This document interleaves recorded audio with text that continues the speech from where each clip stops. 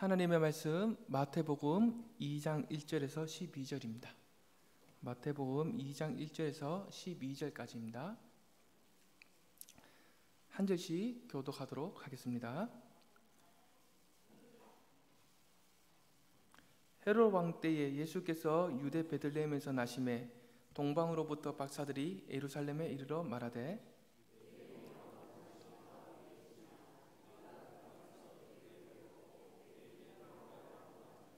헤롯 왕과 온 예루살렘이 듣고 소동한지라.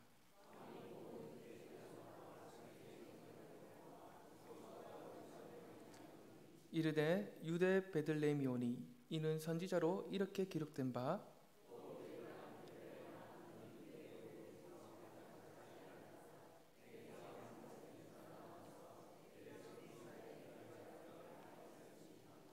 이에 헤롯이 가만히 박사들을 불러 별이 나타난 때를 자세히 묻고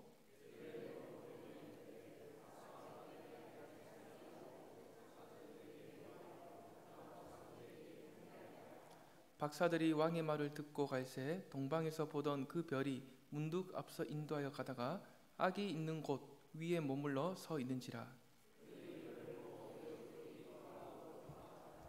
집에 들어가 아기와 그의 어머니 마리아가 함께 있는 것을 보고 엎드려 아기께 경배하고 보배압을 열어 황금과 유향과 몰약을 예물로 드리니라. 그들이 꿈에 헤롯에게 돌아가지 말라 지시함을 받아 다른 길로 고국에 돌아가니라. 아멘. 사랑 여러분, 이제 성탄절이 다가오고 있죠. 네, 기분이 어떻습니까? 좋습니까? 맞나요? 네, 저도 좋아요. 우리가 다가오는 성탄절을 생각하면서 또 우리가 한번 생각해 봐야 할 것은 예수님이 이 땅에 오신 그 사건입니다. 예수님이 이 땅에 오신 그 사건, 이것은 아주 엄청난 사건입니다. 정말 대단한 그 사건입니다. 그 이유가 뭡니까? 왜 예수님이 이 땅에 오신 그 사건이 왜 대단한 사건입니까? 엄청난 사건이 되는 겁니까? 여러 많은 이유들이 있겠지만 그 중에 하나만 제가 언급하자면, 원래 온 우주 만물을 창조하시고 다스리시는 하나님, 그 하나님이 원래 어떻습니까? 사람의 눈에 보이지 않습니다. 사람의 눈에 보이지 않는 하나님, 그분이 사람의 눈으로 분명하게 볼 수 있도록 오셨는데 바로 그분이 예수님입니다. 이 땅에 오신 예수님, 그것도 이 땅에 사람 눈으로 분명하게 볼 수 있게 오셨는데 저와 여러분과 동일한 그 육신에 입고 이 땅에 오셨다는 거죠. 하나님이, 온 우주 만물을 창조하시고 다스리신 하나님이 그렇게 오셨다는 겁니다. 그래서 엄청난 사건입니다. 얼마나 놀랍고 경이롭고 신비롭습니까? 하나님이 우리처럼 오셨다는데, 이것은 엄청난 사건입니다. 사랑 여러분, 예수님이 이 땅에 오심과 함께 또 어떤 놀라운 일이 일어나게 됩니까? 예수님이 이 땅에 오심과 동시에 하나님의 나라가 시작됩니다. 하나님의 나라가 점점 더 확장되어 갑니다. 그 과정에서 어떤 일이 일어나게 됩니까? 앞을 보지 못하는 맹인이 보게 되고, 걷지 못한 자가 걷게 되고, 나병 환자가 깨끗함을 받게 되고, 귀 먹은 사람이 듣게 되고, 죽었던 자가 다시 살아나는 그 놀라운 일들이 일어납니다. 하나님 나라가 시작된 겁니다. 복음이 시작된 겁니다. 무엇보다 하나님 나라의 핵심, 그 놀라운 복음이 곳곳에 전해지기 시작합니다. 이처럼 이 모든 일의 근원이시며 복음의 시작이신 예수 그리스도, 그 예수 그리스도가 이 땅에 오신 날, 바로 그 날을 기념하는 것이 성탄절입니다. 사랑 여러분, 여기서 우리가 반드시 가져야 할 질문이 있습니다. 그것은 바로 성자 하나님께서는 왜 사람의 몸을 입고 이 땅에 오셨는가? 왜 그렇게 오셨습니까? 왜 이렇게까지 하셔야만 했습니까? 사랑하는 나의 신부를 찾기 위해서. 나의 신부를 찾아가서 만나고, 그래서 영원한 나의 신부와 영원한 사랑의 교제를 가지기 위해서 그렇게 하셔야만 했습니다. 이어서 또 한 가지 질문은, 예수님께서 이렇게 하실 만큼 그 신부에게 그만한 자격과 조건이 있을까? 그 신부에게 그만한 가치와 이유, 또 내세울 만한 자랑, 이런 것이 있을까? 성경에서는 전혀 없다고 합니다. 그럼에도 불구하고 주님께서는 이러한 나의 신부를 사랑하는 자로 선택하셔서 그럼에도 불구하고 먼저 찾아가서 만나 주십니다. 그럼에도 불구하고 신부의 모든 흠과 허물을 영원한 십자가의 사랑으로 덮어주십니다. 너무나 놀랍고 아름답지 않습니까? 그렇다면 그 신부는 누구를 말하는 겁니까? 주님을 나의 구원자로 영접하고 오직 그분을 나의 신랑으로 받아들이고 영접하고 오직 주님 한 분만 믿고 따라가는 그 사람이 주님의 신부입니다.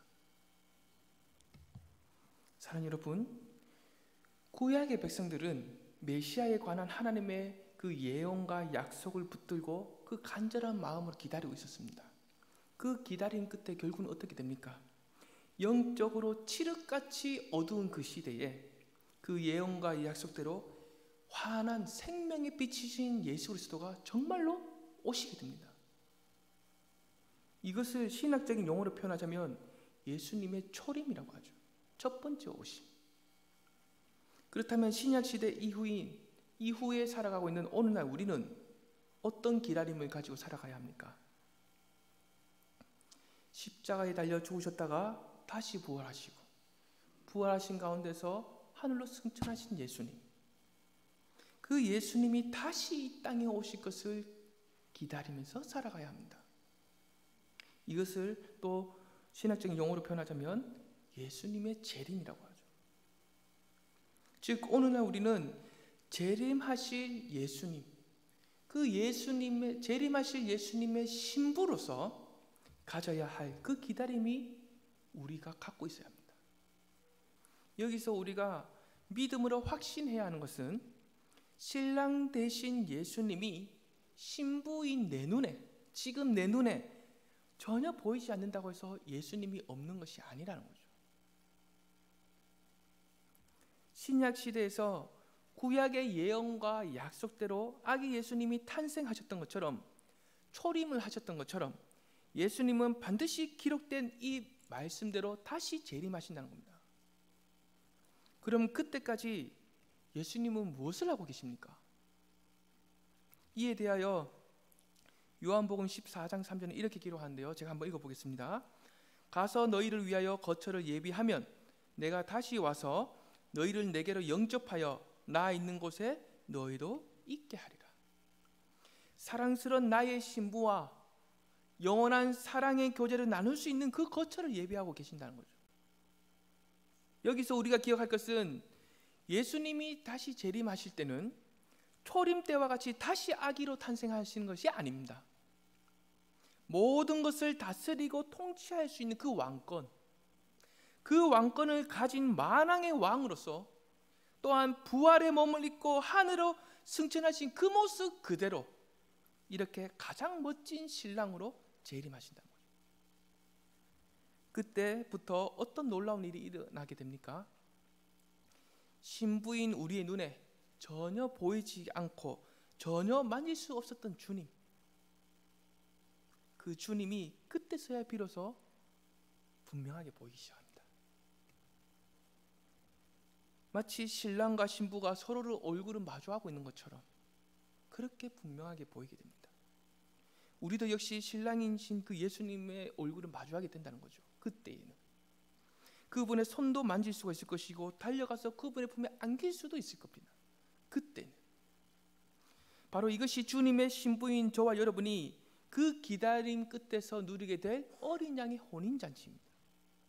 사랑 여러분, 그렇다면 신앙생활이란 무엇입니까? 신랑으로 오시는 예수님, 그 예수님과의 만남을 위해서 준비하며 기다리는 것, 그 자체가 신앙생활입니다. 우리가 이 땅에서 살아가면서 무엇을 먹어야 하고 얼마나 많이 가져야 하고 얼마나 많이 배우느냐, 이것은 사실 그렇게 중요한 것이 아닙니다. 부차적인 문제죠. 신앙생활에 정말 중요하고 또 본질적인 것은 단 한 가지입니다. 그것은 바로 신랑이신 예수님을 내가 만나느냐.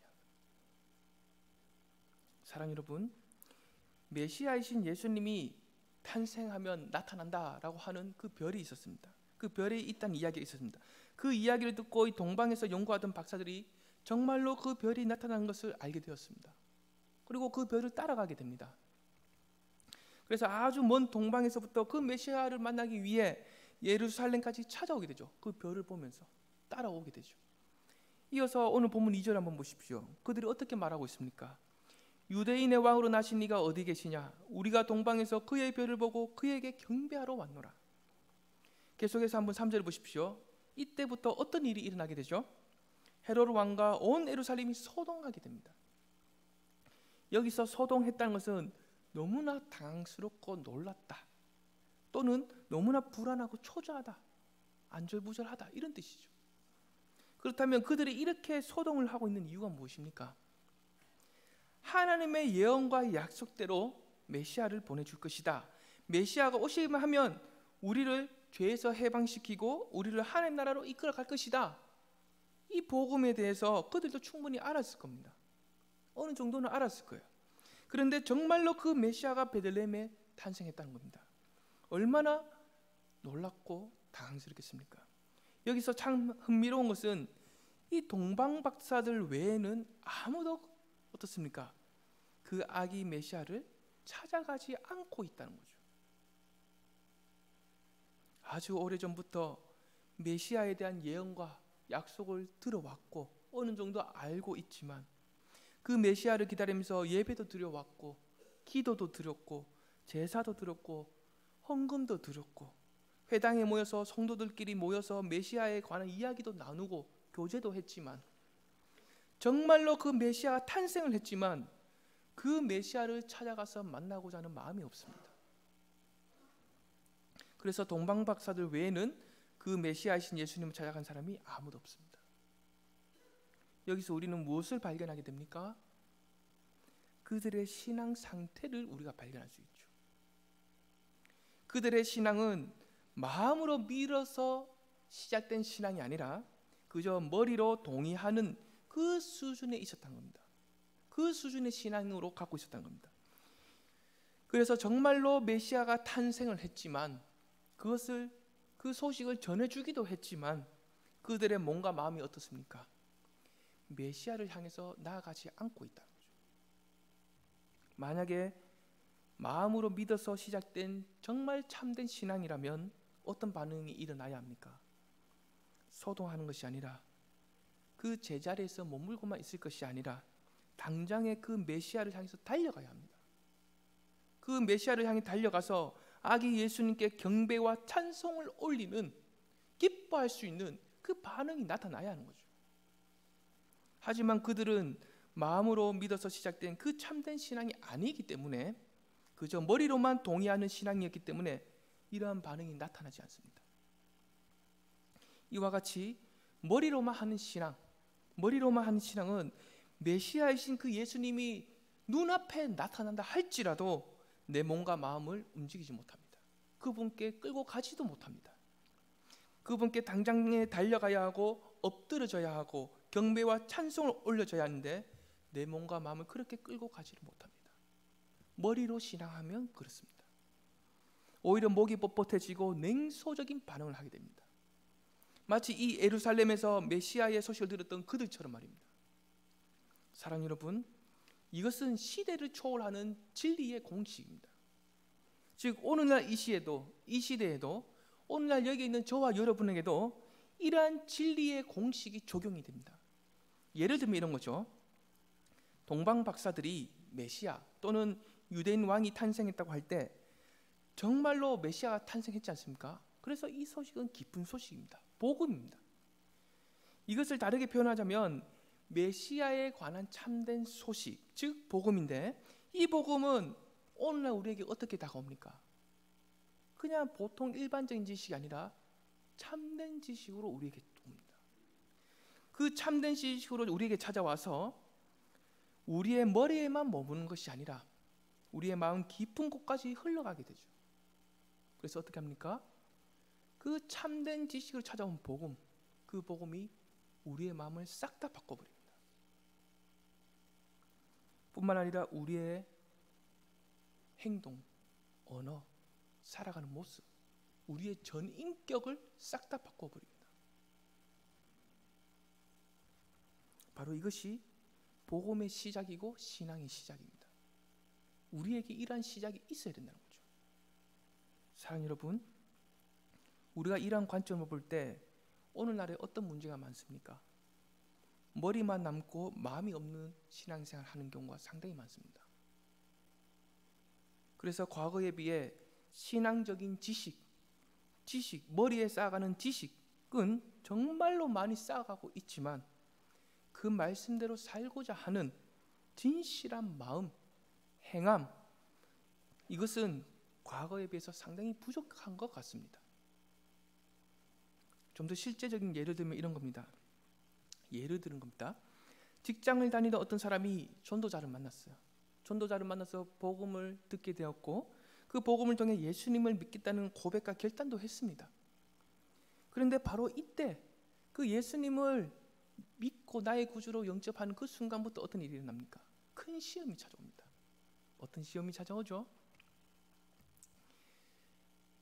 바쁘게 직장생활을 해야 되는데 주일에도 출근해야 하는데 어떤 시험이 들겠습니까? 주일마다 교회에 와야 되고 직장 빠지고 주일마다 교회에 와서 예배 드려야 되고 거기에 시간을 다 헌신해야 된다는 겁니다. 바로 이게 시험으로 빠지는 사람이 있다는 거죠. 이때부터 이 사람은 어떤 생각을 하게 됩니까?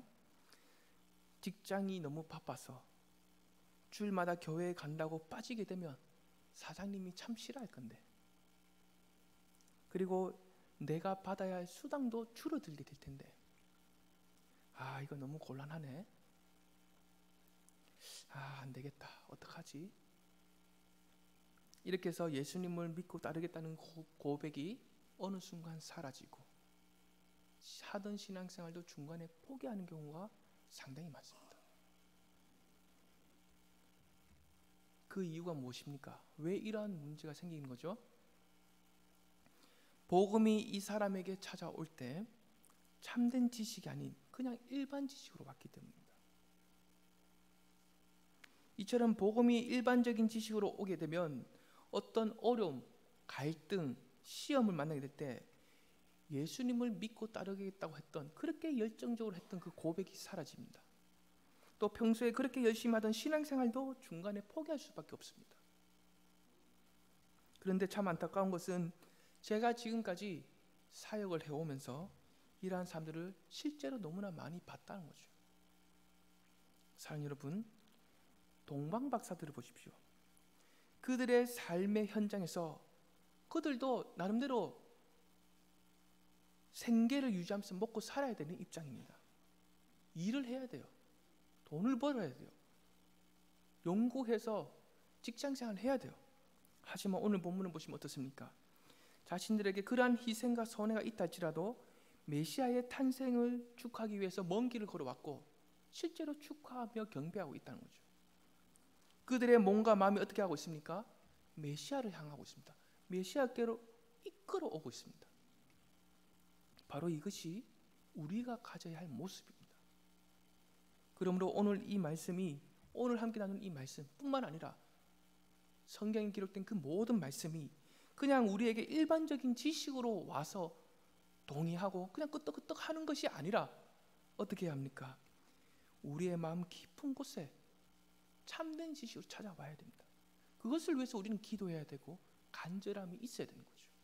이러한 은혜가 있기를 축복합니다. 그래서 다가오는 그 성탄절을 내 머리로 동의하고 인정하는 그러한 신앙생활로 성탄절을 보낼 것이 아니라 어떤 상황과 형편에서도 어떻습니까? 새로워진 마음으로 뜻과 힘을 다하는 그 참된 신앙생활로 성탄절을 보내야 하는 겁니다. 사랑하는 여러분, 우리는 매년마다 한 번씩, 1년에 한 번씩 수년 동안 성탄절을 보내왔지 않습니까? 안 믿는 사람들도 아무리 어린 아이라 할지라도 그 다가오는 성탄절이 이 땅에 오신 예수님을 기념한다라는 정도는 사실 많이 알고 있습니다. 그래서 많은 사람들이 화려한 프로그램으로 기념 행사를 하고 또 거룩하게 말씀도 듣고 찬송도 부릅니다. 하지만 어떤 문제가 있죠? 그 모든 순서가 끝나고 나면 원래대로 돌아갑니다. 제자리입니다. 아무런 변화가 없습니다. 이것은 뭔가 문제가 있다는 아주 위급한 신호를 주는 겁니다. 그 이유는 하나님의 말씀인 이 복음 살아 있습니다. 생명력이 있습니다. 그래서 그 살아있는 힘, 생명력이 있는 힘, 그 힘으로 변화시킬 수밖에 없는 겁니다. 그래서 이 복음이 우리 마음 깊은 곳에 심겨져 있다면 반드시 새로운 변화가 일어날 수밖에 없는, 그것이 오히려 자연스러움이라는 겁니다. 이전에 있었던 옛사람으로 살아가는 것이 아니라 새 사람이 되어서 새로운 삶으로 살아가고 새로운 모습으로 성탄절을 맞이할 수밖에 없다는 거죠. 하지만 그저 머리에서 일반적인 지식으로 남게 되면, 복음이 그렇게 일반적인 지식으로 남게 되면 어떠한 변화가 일어날 수가 없습니다. 아무리 귀가 따갑도록 복음을 전해도 그 사람 변하지 않습니다. 절대로 변하지 않습니다. 그저 유사한 그리스도인 되어서 참된 그리스도인을 흉내내면서 살아갈 뿐입니다. 사랑하는 여러분, 구절을 보십시오. 이 동방 박사들이 메시아의 탄생을 알리는 별을 따라와서 정말로 그 메시아를 만나게 되죠. 그 메시아 누굽니까? 아기 예수님이십니다. 동방 박사들은 그 아기 예수님을 보면서 엎드려 경배하고 또 황금과 유향과 몰약과 그것을 예물로 바치고 있습니다. 여기서 우리는 무엇을 발견하게 되죠? 동방 박사들이 진정한 성탄절을 보내고 있다. 성탄절 중에서도 성탄절을 보내고 있습니다. 어떤 의미에서 그렇습니까?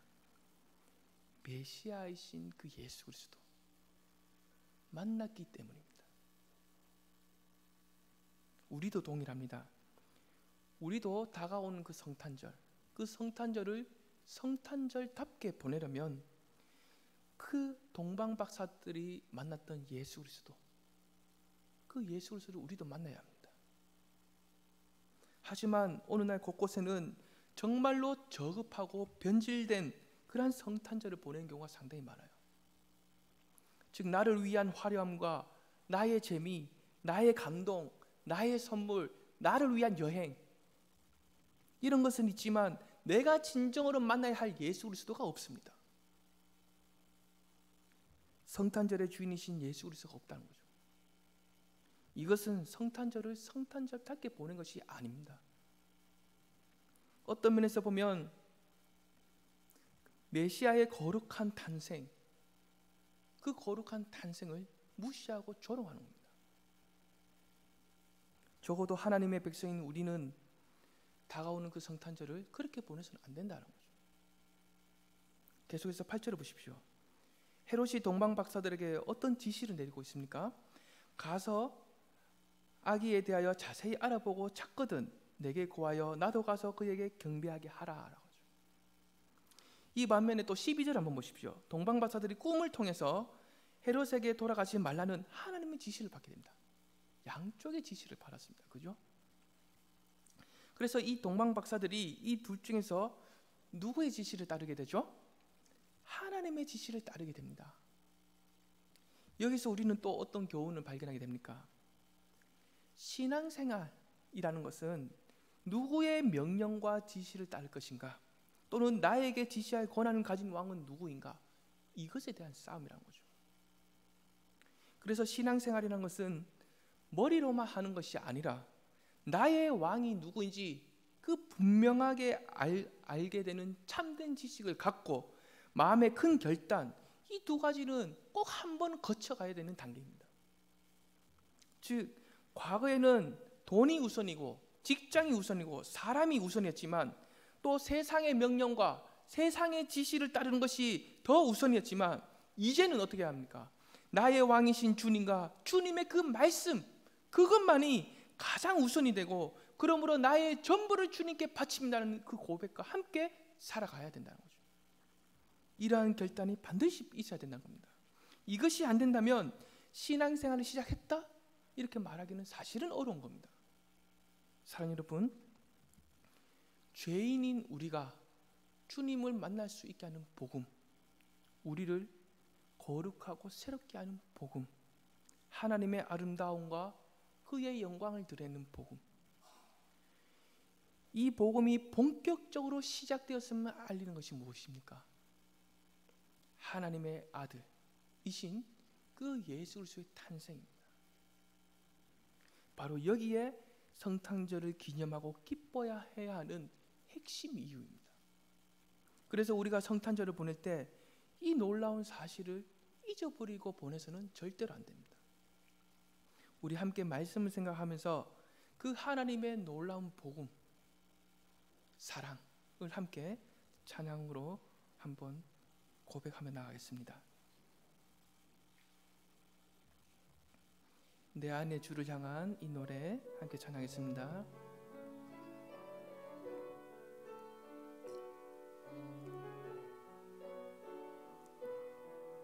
내 안에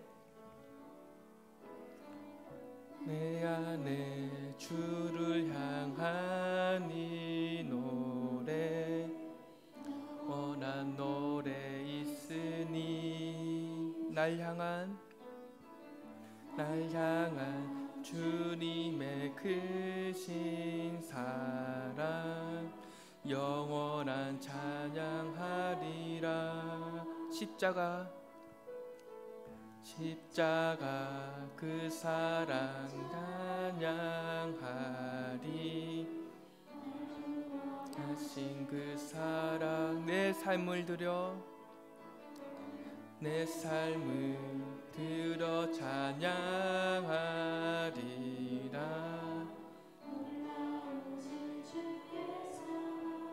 영원히 찬양하리라. 영원히 찬양하리라. 아름다우시 오 놀라우시 영원할 수 없는 사랑, 오 위대하신 하나님의 사랑, 영원히. 우리 다시 한번 처음부터 찬양하겠습니다. 내 안에 주를 향한 이 노래, 내 안에 주를 향한 이 노래, 영원한 노래 있으니, 날 향한 주님의 크신 사랑, 영원히 찬양. 십자가 그 사랑, 십자가 그 사랑 찬양하리. 날 구원하신 그 사랑, 내 삶을 들어진 찬리라. 놀라우신 주의 사랑, 영원히 찬양하리라. 영원히 찬양하리라. 아름다우시 오 놀라우시 영원할 수 없는 사랑, 오 위대하신 하나님의 영원히 오 놀라우신 오 놀라우신 아름다우신 영원할 수 없는 사랑 오 위대하신 오 위대하신 하나님의 사랑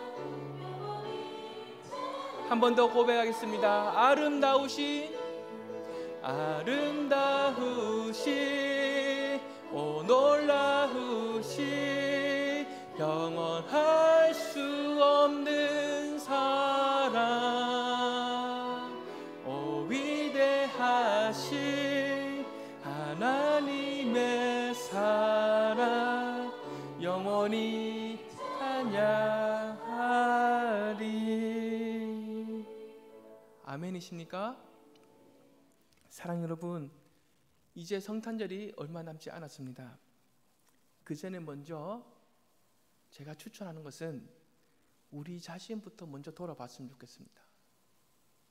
내 마음에 복음이 참된 지식으로 심겨져 있는지, 복음의 핵심이요 성탄절의 주인공이신 그 예수님과의 만남을 가지고 있는지, 더 나아가서 그 영원한 십자가의 사랑, 그 십자가의 사랑에 내 자신을 내어 맡기는 믿음을 갖고 살아가고 있는지, 그래서 오직 예수님을 위해서만 살겠다는 그 확실한 결단과 각오를 갖고 있는지, 이렇게 우리 자신을 먼저 성탄절을 맞이하기 전에 먼저 우리 자신을 돌아보며 점검했으면 좋겠습니다. 우리 자신을 이렇게 돌아보고 점검할 때 그 다가오는 성탄절을 더욱 유익하게 보낼 수 있습니다. 우리 모두가 다가오는 그 성탄절을 위해서 우리 자신을 돌아보고 또 성령께서 깨닫게 하시고 그 과정을 통해서 그 성탄절이 되어질 때 주님께 더 큰 감사와 기쁨으로 영광 돌릴 수 있는 저와 여러분이 될 수 있기를 간절히 축복합니다. 기도하겠습니다.